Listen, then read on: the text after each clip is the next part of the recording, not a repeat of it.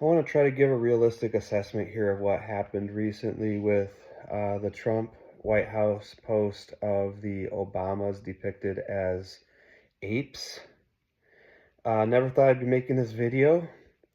I do think it's important here, and just like hold up for a minute if you think I'm going to go any certain direction with this video, because I promise you I'm going to go multiple different directions, and at least some of them are going to surprise you. I really think I'd be shocked if it doesn't. But so please, like, hear me out. I'm going to say some things, and I need to approach this from multiple angles. And what you hear me say from one angle may not align with what you think or what you want to hear, but please listen a little bit further because I'm going to go at it from multiple angles. It is important to say what it's not. What it is not is something that President Trump himself personally reviewed in its entirety and posted, knowing that that imagery was in there. Okay, I'm not excusing him here. I'm not saying that there's nothing wrong with this situation, because there are multiple things wrong with this situation, but we do need to be honest so that we don't just sound frantic and knee-jerk. But there should be a little bit of knee-jerk when you see some sort of imagery like that, right? You should assess afterwards, like what's really behind this. Like, we should withhold judgment to some extent. We should get a full picture. We should understand what actually happened. We should understand the nuance of it. But there is, at some level, just a legitimate reaction that's like, this is wrong. I can't believe this happened. Okay, let's figure out how it happened, but also, like, at some level, it needs to be like, this is just wrong. And the defending of it. Okay, we can afford to have these conversations, and we should have these conversations where we want to look in the mirror. Now, there were a bunch of photos at one point in time posted of George W. Bush, comparing him to monkeys, right? Of side by side, George W. Bush next to a monkey, trying to make the argument that they somehow look a little bit similar. Look, it's disrespectful whenever it was done by anybody towards any president. It wasn't appropriate when it was done towards George W. Bush. It wasn't appropriate now when it's done towards the Obamas. There is a greater context in which this one with the Obamas is pulled out of, but it doesn't make it okay. And we should have this honest conversation where we're looking in the mirror and saying, well, am I willing to excuse extremely disrespectful, stuff towards a president that I don't like, but I'm, angry about it when it's towards a president that I did or do like? That's an honest conversation that we should have. The inappropriate way to have that conversation is as an excuse. Well, they did bad stuff too. Okay, first of all, who's they? We're not comparing apples to oranges. No sitting president, or let's just call it the White House, because, again, to be honest, it was not directly President Donald Trump who probably posted that. And he certainly didn't know what was in it that was going to cause the uproar, rightfully cause an uproar. But it's not an apples to apples comparison. The photos that were posted about George W. Bush, that was not posted by a White House account. And of course, social media wasn't back then what it is now. So there wasn't the same potential at that time for this type of mistake to happen, or this type of situation to come about. But the bottom line is, it didn't come from the White House at that time, so we can't, make of this false equivalency and try to diminish, in other words, try to defend in some way what happened. The only really correct response here is the response that the White House landed on after a short time of kind of going back and forth and having a bunch of other BS, and that is, this was a terrible mistake and we're sorry. President Trump hasn't directly said that, but I watched him in an interview on Air Force One, and he says, I wasn't aware that was at the end of the video, and he at least acknowledges that he would have been upset as well, if it had been posted about him. And that's about the closest thing we ever get to an apology from President Donald Trump. And I'm not going to go over the top trying to demonize him for that. We can have a legitimate conversation here, and there's plenty, like I said, that's wrong with this situation without um, without having to bend over backwards to demonize Trump over what is kind of inherently his personality. There are legitimate problems here, um, and I don't see Donald Trump being Donald Trump to necessarily be one of them, except to the extent that you say Donald Trump being Donald Trump is a problem in and of itself all the time. And you can make a really fair argument for that, I think. Um, so, some of the problems here, let's jump into that. Caroline Leavitt saying, uh, Caroline Leavitt doing anything other than just saying this was a mistake and we're not happy about it, we're sorry it happened, is an issue. She immediately jumping to accuse the other side of manufactured outrage. According to the White House, we're not allowed to have legitimate outrage about anything. Apparently, all outrage is manufactured, it's manipulated. Look, people get mad about things that happen. We don't need the left-wing media to explain to us why we need to be mad about something. There's a lot of things that this White House has done that people feel legitimate disagreement over for their own reasons. And so to use this as an opportunity to say that the outrage is manufactured, it's just an insult to the American people, right? This happened. It definitely gotten a hold of by the media. I'm sure it was promoted in a certain narrative, and we're going to try to break that narrative down a little bit now and dispel the hype that isn't really accurate to what happened, while retaining an understanding of what is actually still wrong with it. Because manufactured goes in both directions. And I'm just kind of sick of that word being thrown around like everything that the left cares about, they only care about because it's been manufactured by some boogeyman out there, who's riling them up. And the same thing about the right. Everything the right cares about, they only care about because it's been manufactured by the powers that be. No, people have, yes, like our feelings do get stirred up. And it does happen on both sides of the aisle, and it's important to recognize that. But at the same time, people have their own legitimate personal opinions and feelings and perspectives on things, and not everything's manufactured. The correct response to this thing that happened was to say, that was inappropriate and we're sorry. Or some form of that, even if it's a Donald Trump, I'm not ever willing to apologize about anything directly form of saying it. Wow, I didn't realize that was in there. It's, I would have been upset too if it had been about me. Some form of that at least approaches the appropriate response. And then there's a little bit more nuance there too. Here's what I mean. Mistakes do happen. Let's start there. Mistakes do happen.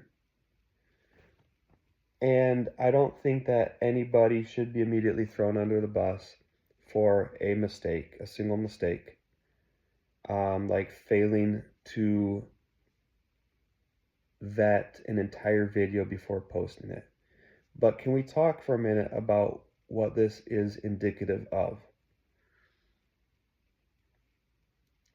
The one thing I think nobody's that I've heard speak about this yet has caught on to is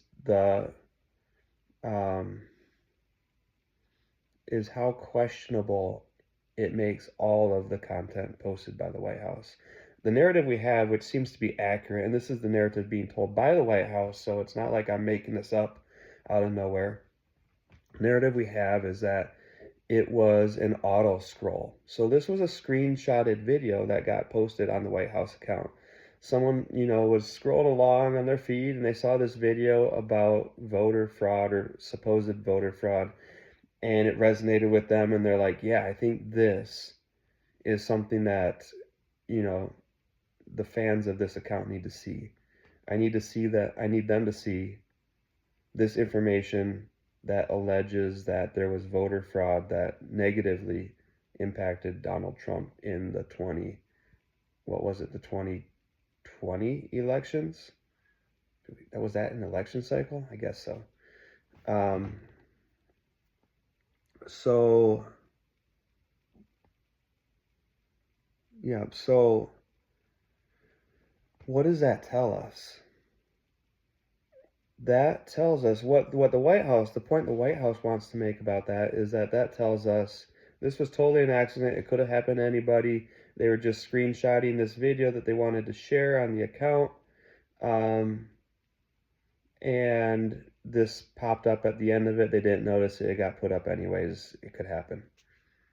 But what they're not mentioning is that it calls into question the legitimacy of the content posted by the White House in general, because this video that came up on whoever's feed saw it and wanted to put it on the account, obviously a paid staff person for the White House who has been granted access to that account and controls over that account to use it to post information, they, in whatever feed they were scrolling along on, this kind of trash came up. So how legitimate is the other video that they copied in full and actually intended to post on the account? Stuff is convincing, right? We hear all the time from the right, or at least I hear all the time from the right and from this White House, criticism of the left-wing media. I think it's fair to criticize the media. I think that there's a lot that's promoted by the media or pushed in a certain way or told in a certain way that makes it misleading, that makes it unhelpful. It makes it a lot of things that we should take with a grain of salt.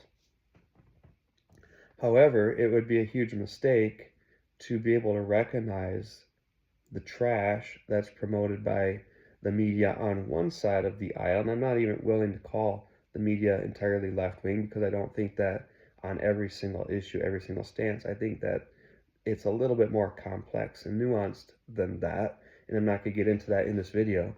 But if we're able to recognize it and call it out from certain media sources, we should be able to recognize it and call it out from other media sources telling the opposite narrative as well. And things are convincing,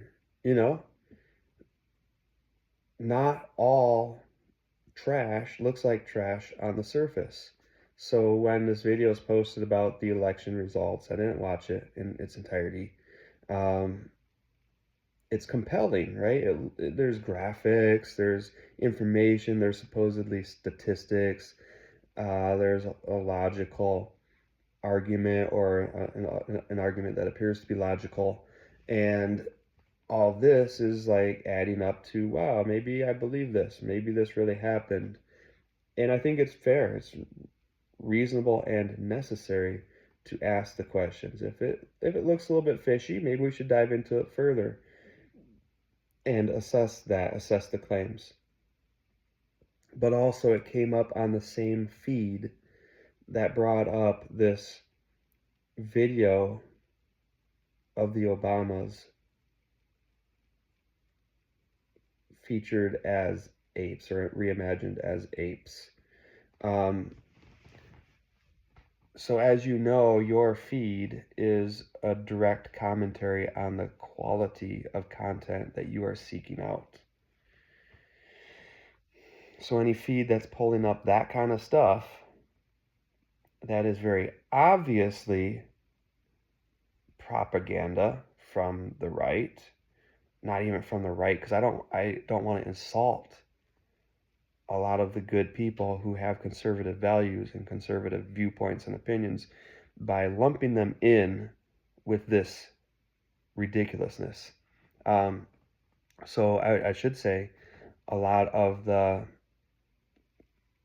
this content, at least the one featuring the Obamas, misrepresented obviously version of the Obamas. This content is very obviously propaganda, hateful propaganda, disgusting propaganda from a certain segment of our political spectrum currently. And that means that everything that's coming up in that feed with it is probably also propaganda of the same nature, because that's what you're going to get if that's what you're searching, that's what you're interacting with, that's what you're reposting. Um, so even if the other propaganda isn't as obvious, isn't as glaring on the surface, we do have to ask the question, how trustworthy is this source? If this is the kind of stuff that it is hanging out with, right? You've heard the saying before, be careful who you hang out with. I don't trust content that is hanging out in really close proximity to other obviously very, very bad content. Um, all right, so I think that's a little nuance that people have missed in their rush to condemn Trump in some very specific ways that aren't appropriate, that aren't accurate. And I think that's the importance of accuracy. It's the importance of staying calm in really emotionally charged situations like this, because if we just rush into very specific accusations that are not really substantiable or don't turn out to be true, it's too easily debunked. And then it's too late. Like, there is nuance here. There is legitimate nuance that needs to be explored here. And it does not look good for the Trump administration that posted it. There's also the more obvious issue that this is a White House staffer who posted it. People make mistakes, yes, but when you are responsible for posting stuff directly on an account that represents the White House, you need to be a little bit more careful than that. Like, I've seen high school students be less reckless when plagiarizing content from a fellow student to turn in as their own, right? I've seen people be more careful in contexts that are far less grave, that have far fewer implications and consequences. And this is a person who's paid with U.S. taxpayer money, right? I imagine that everybody who is employed by the White House is paid with tax dollar money. So we're paying this person to be reckless with information, reckless with what they post, to not. This is clearly an example of not being careful, right? And not being careful is a forgivable offense, but it's also a little more serious at that level of government. Um, and it's one of those things where, like, the truth comes out, right? It's not exactly the terrible thing that everyone has rushed to make it out to be, but it's still indicative of a problem or multiple problems. One of those problems is that the same source of content, the same stream or feed of content that's producing the stuff that is actually posted by the White House is also producing this kind of stuff. And that association there is worth being concerned about.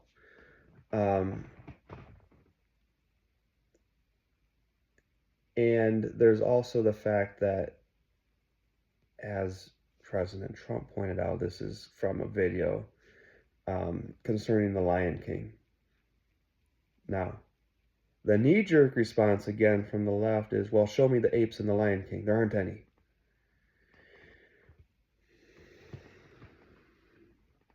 And that unfortunately eliminates or kind of shuts down a discussion that's a little bit more legitimate. Because again, if you make these like, you try to make these easy jabs thinking you're going to win ground, but all you're doing is saying something that appears to be easily refuted.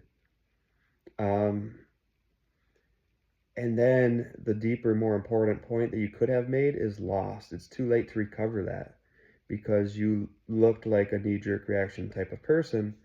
You looked like you said something off the cuff that doesn't really hold up when you discuss it a little bit more, and all of a sudden people dismiss your viewpoint, even if your viewpoint was valid. And the viewpoint that says this was not okay is valid, but not exactly for the reasons that people are putting out there. Okay, it was, in fact, and I've seen more of the original context of that video and a couple more screenshots and still frames from it. And it is, in fact, a video that portrays Donald Trump as the Lion King, not meaning that it's referencing specifically and exactly the Disney movie, The Lion King, or those characters, those specific characters. It's, I mean, let's put it let's say one thing first. In that video, whether it was a parody on the Lion King or some sort of imagery around the Lion King or not, the creator of the video still chose to portray President Obama and Michelle Obama as apes. And apparently, based on other screenshots, they portrayed a bunch of other people as other animals that they thought fit them, or maybe they were just random, I don't know. And they portrayed Donald Trump, of course, as the shining, glowing, dare I say, orange lion with his wavy, beautiful hair blended in with the mane of the lion, just majestic. There's still problems there. Just saying, oh, it was just, it's just this, comedic thing about Donald Trump. Okay, we need to be able to laugh at some things. We also need to be able to not laugh at some things. Some things aren't actually that funny. And when you laugh at it, it just looks like you're following the crowd. Like, this is the laugh track. Oh, I'm supposed to laugh here. Ha ha ha. My side said to laugh here. It's not always actually funny. So while we shouldn't always be serious and, not be able to laugh at ourselves, it's also important to recognize that not everything is actually funny that is intended to be funny. Some are very poor attempts at being funny.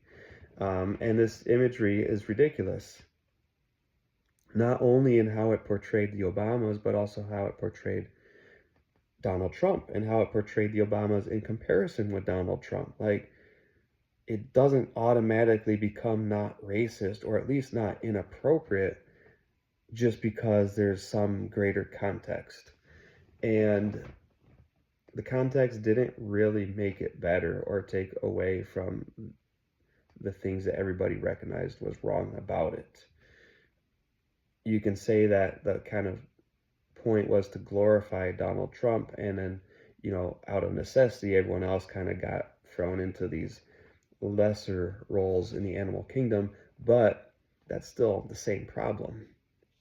You've just explained it in more depth. And the glorification of Donald Trump as an individual into this imagery, which, amongst Christians is kind of, I've seen a little more of that on my feed, appropriately so. Christians saying our king, the person who should have the imagery of king assigned to them, is Jesus Christ, not Donald Trump, not any other living human being today. And from a Christian perspective, that's a fair analysis, and that's pointing out what's the problem with it. But even if you're not a Christian, just painting that type of imagery, that type of savior, king, um, overly glorified imagery in general is still problematic for different but fairly obvious reasons. And dismissing the way that other people are represented just because, well, they have to be represented that way in order for this to kind of, go over the way that it's intended to glorify Donald Trump. Well, that's part of the problem. Putting down every other person, every other leader, every other politician, every other viewpoint besides his, that is actually part of the problem.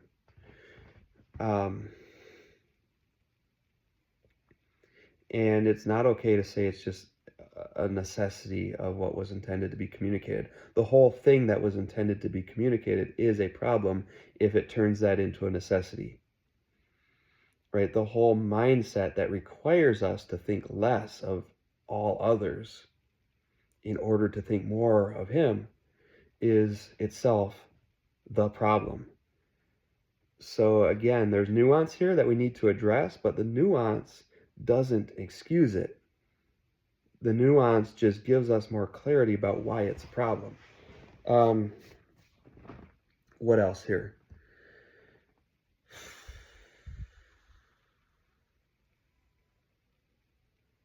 That may have kind of covered it. This thing is not exactly what it's been made out to be in a lot of memes by the media, whatever.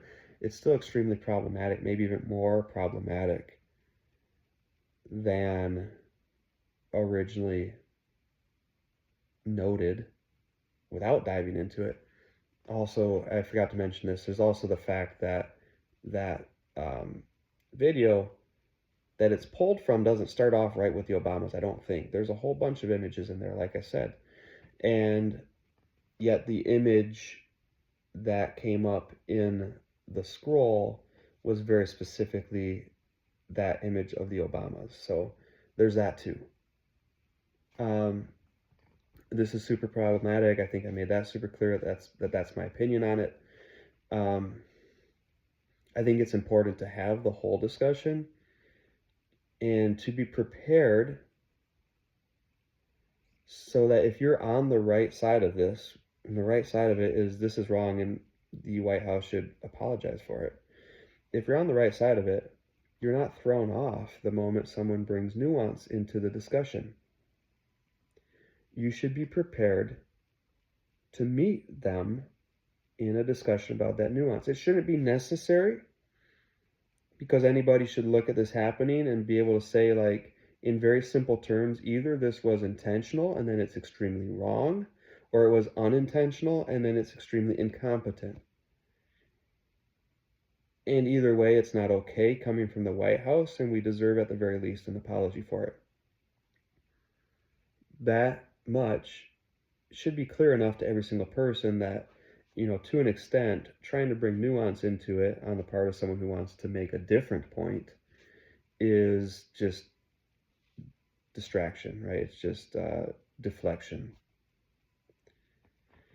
But that's genuinely people's mindsets, and I think that's important to realize too. Like, this is people being difficult, yes, but that's genuinely their mindset. It's genuinely their beliefs.